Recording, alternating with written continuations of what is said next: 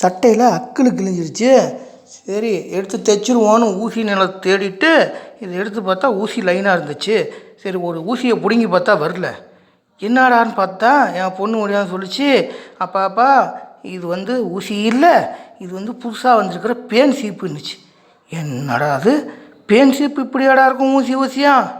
ஏண்டா இதையே வச்சு தலையை சீவனா மண்டை சீத்தலை சாத்தனார் மாதிரி ஆயிருமேடா. அந்த காலத்தில் மரத்தில் இப்படி செதுக்கி பேன் சீப்பு செஞ்சுருந்தாங்க. தலை மண்டைலாம் ஆரோக்கியமாக இருந்துச்சு. இப்போ ஏன் தெரியுதா ஒவ்வொருத்தர் மண்டையும் புழுத்துக்கிட்டு இருக்குதுன்னு? இதுதான்டா காரணம். நாகரீகத்துக்கு மாறுங்க, தப்பு இல்லை.